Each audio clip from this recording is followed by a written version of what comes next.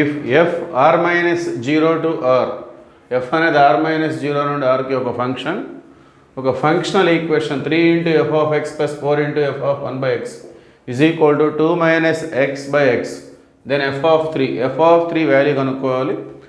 So ముందుగా ఇచ్చినటువంటి equation మనం తీసుకుందాం. 3 into F X plus 4 into F of 1 by X is equal to 2 minus X by X. Okay, so ఇది equation number 1గా తీసుకుందాం. So replace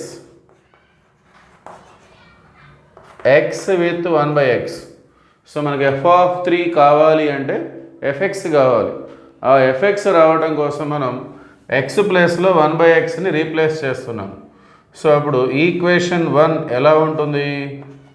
3 into F of X అంటే 1 by X plus 4 into F of 1 by X become X. X అంటే 1 by X, 1 by X అంటే X. Okay, so that is equal to 2 minus 1 by X. X ప్లేస్లో 1 by X రాసుకోవాలి, 1 by X ప్లేస్లో X రాయాలి. Okay, so ఈ విధంగా వచ్చింది. So 3 into F of 1 by X plus 4 into F of X is equal to, so ఇక్కడ మనం LCM తీసుకున్నట్లయితే 2 into X 2x minus 1 by X అనేది క్యాన్సిల్ అయిపోతుంది. సో ఇది ఈక్వేషన్ నెంబర్ 2. ఓకే, సో ఈ రెండింటిని సాల్వ్ చేయడం ద్వారా మనం F of 1 by X cancel చేసుకున్నట్లయితే మనకి ఎఫ్ ఆఫ్ ఎక్స్ వస్తుంది. సో మరి ఎఫ్ ఆఫ్ 1 బై ఎక్స్ ఎట్లా క్యాన్సిల్ చేసుకోవాలి? So F of 1 by X ఇక్కడ ఎన్ని ఉన్నాయి? 4 ఉన్నాయి. ఇక్కడ ఎన్ని ఉన్నాయి? 3 ఉన్నాయి.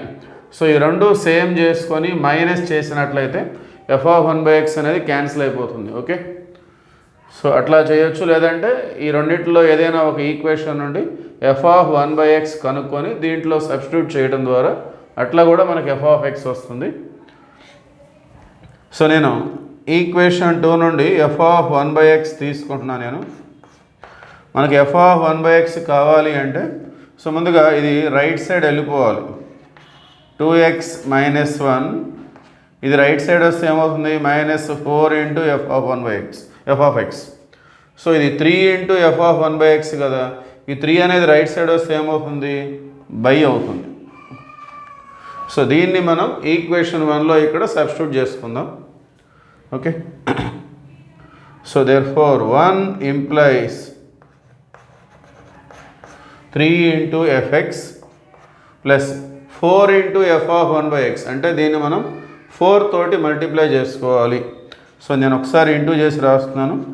4 ఇంటూ 2x మైనస్ 1, ఇక్కడ 4 4 16 into F of X by 3 is equal to, so F of 1 by X ప్లేస్లో సబ్స్టిట్యూట్ చేసాం ఇంక్లూడింగ్ 4. రైట్ సైడ్ ఏముంది? 2 minus X by X. So ఇప్పుడు ఇందులో ఎఫ్ ఆఫ్ 1 బై ఎక్స్ అనేది లేదు. ఇప్పుడు మనం ఎక్స్ ప్లేస్లో 3 పెట్టుకున్నట్లయితే put X is equal to 3. So X 3 పెట్టుకుంటే మనకి ఎఫ్ ఆఫ్ 3 వచ్చేస్తుంది. సో ఎలా వస్తుందో చూద్దాం.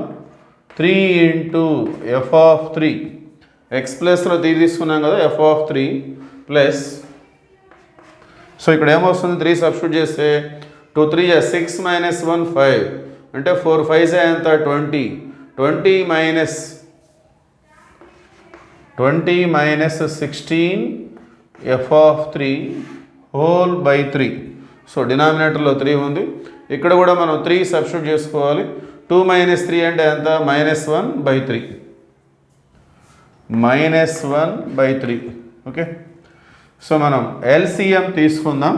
సో ఈ మొత్తానికి 3 ఎల్సిఎం తీసుకుంటే 3 3 9 F of 3 plus 20 minus 16 F of 3, so by 3 is equal to minus 1 by 3. So ఈ రెండు వైపులా డినామినేటర్లో 3 అనేది క్యాన్సిల్ అయిపోతుంది. 9 F of 3 minus 16 F of 3 అంటే minus 7 F of 3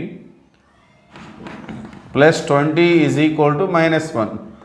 minus 7 F of 3 is equal to minus 21. 20 అటు వెళ్తే minus 20, already -1 ఉంది.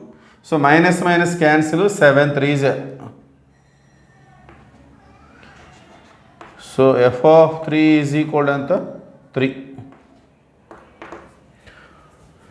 So therefore option 4